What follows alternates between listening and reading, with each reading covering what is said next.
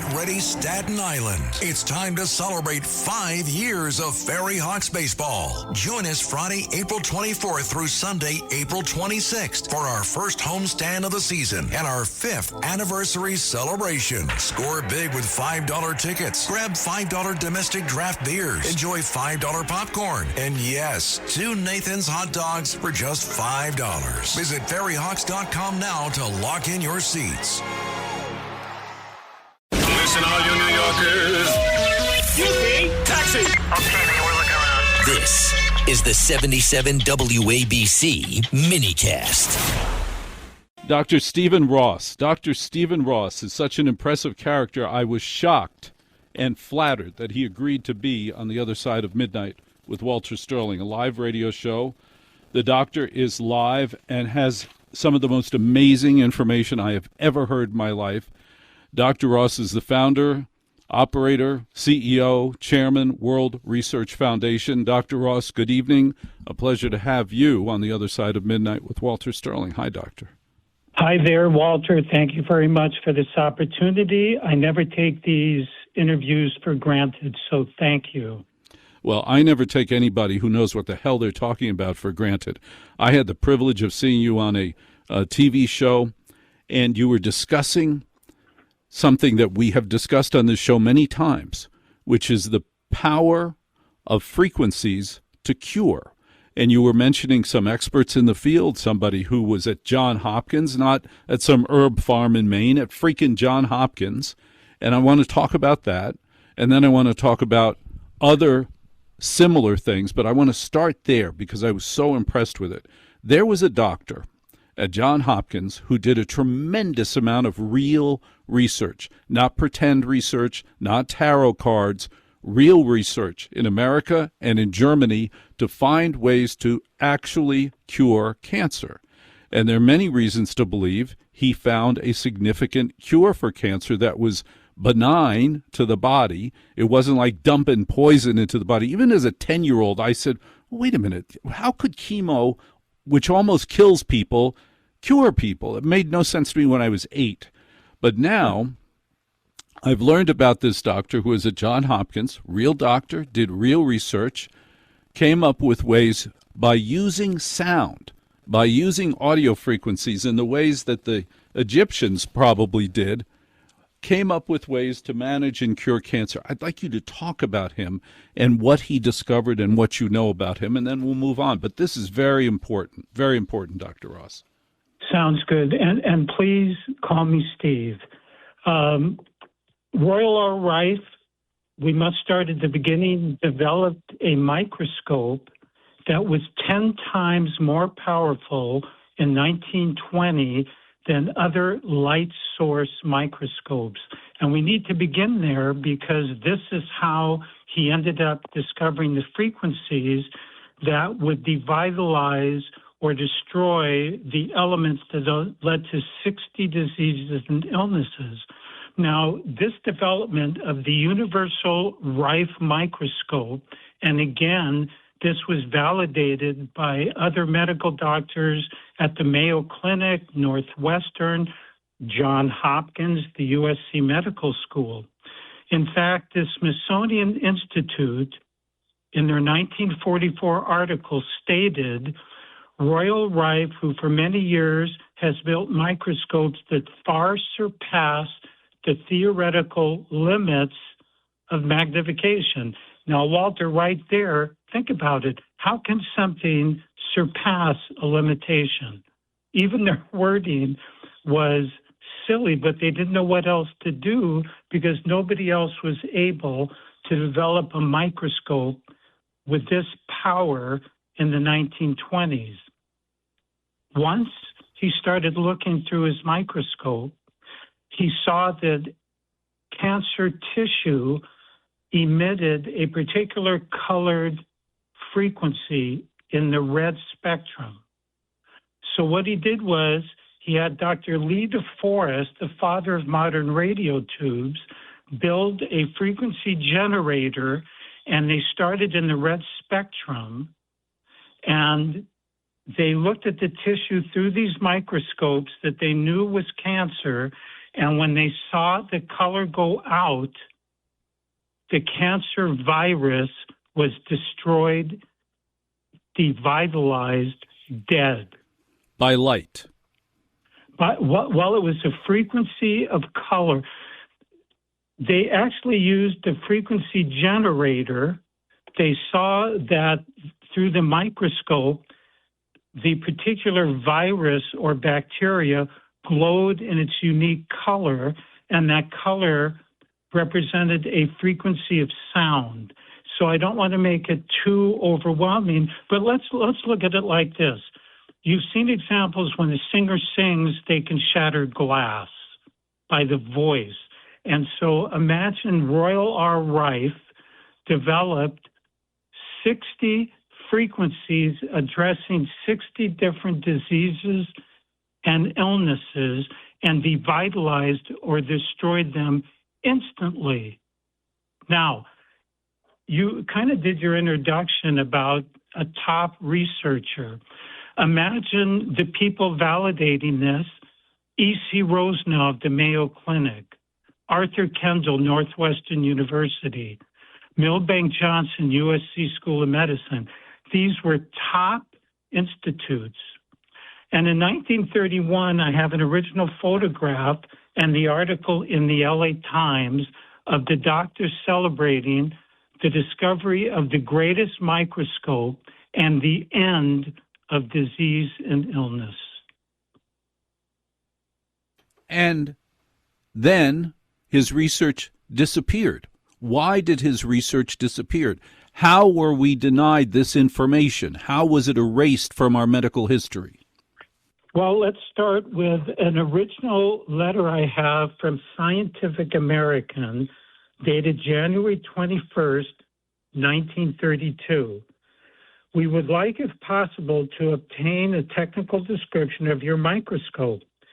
We do not see anything published in the Journal of the American Medical Association, which has not published an account, even though other magazines and his time had published the article.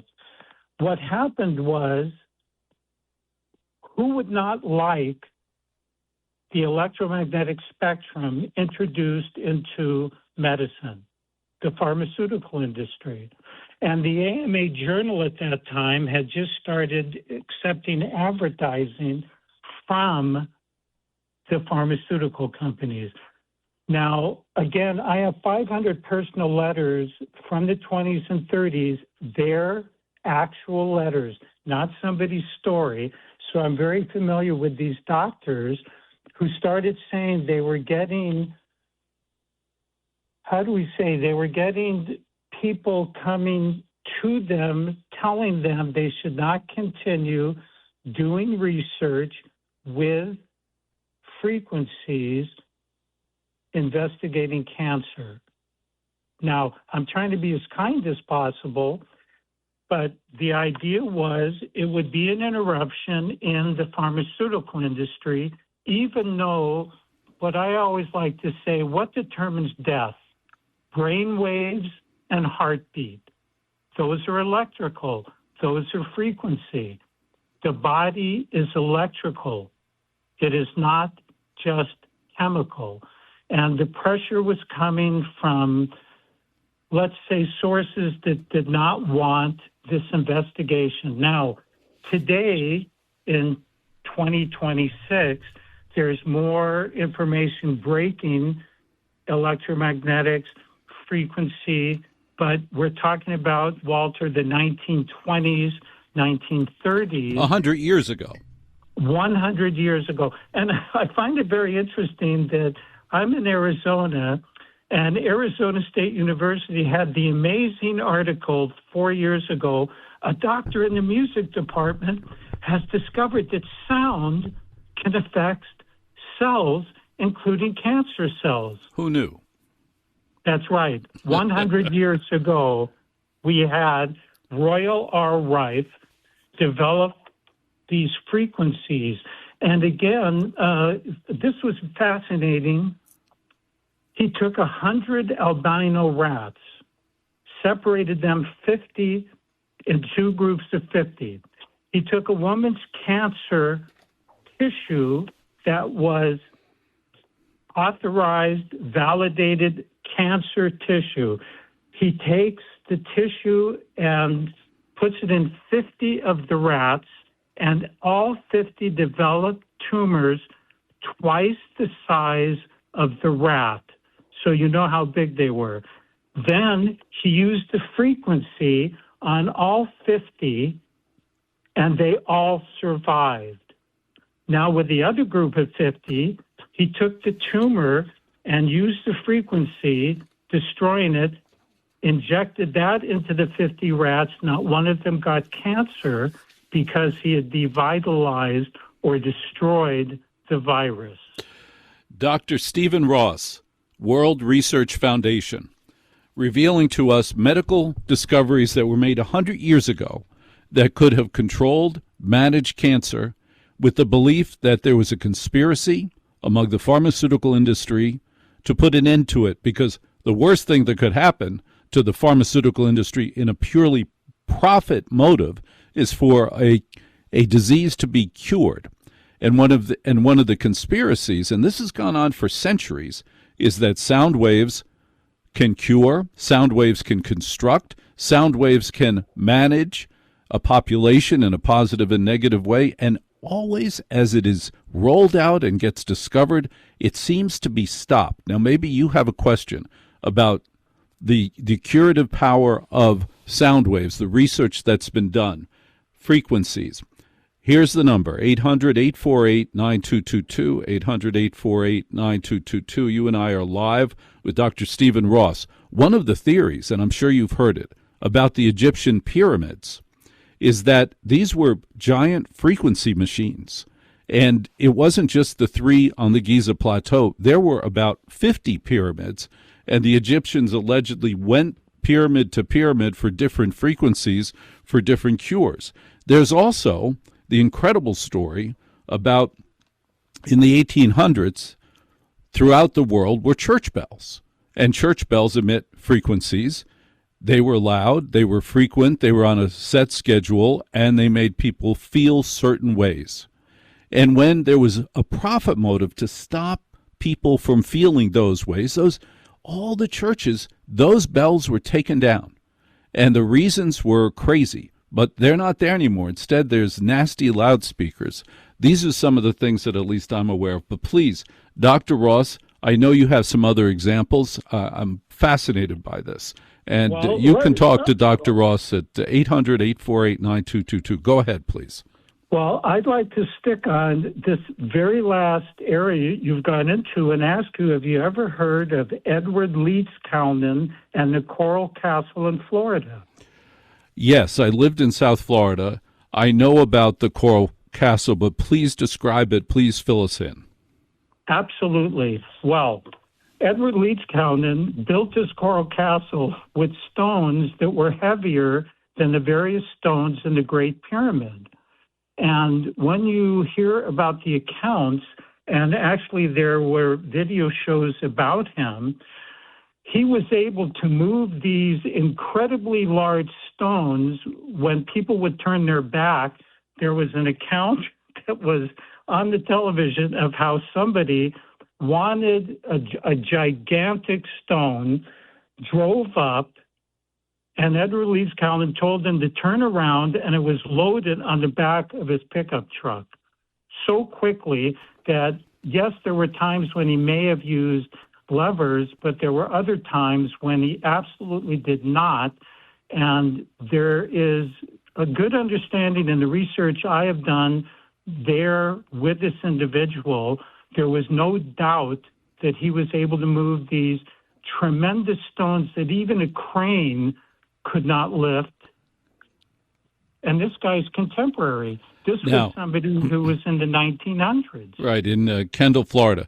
Dr. Ross, one of the stories about the Coral Castle is he never let anybody see what he was doing. And you and I are going to continue this conversation in just seconds. Good evening, I'm Walter Sterling. You and I are listening to The Other Side of Midnight on the Red Apple Audio Networks, and we're talking with Dr. Stephen Ross. at 800-848-9222. Dr. Ross has made a career, a lifetime, of studying various cures, various unusual alternative medicines, but they're not like herbs. It's real science that he has found that by conspiracy has been covered up and denied to you and me.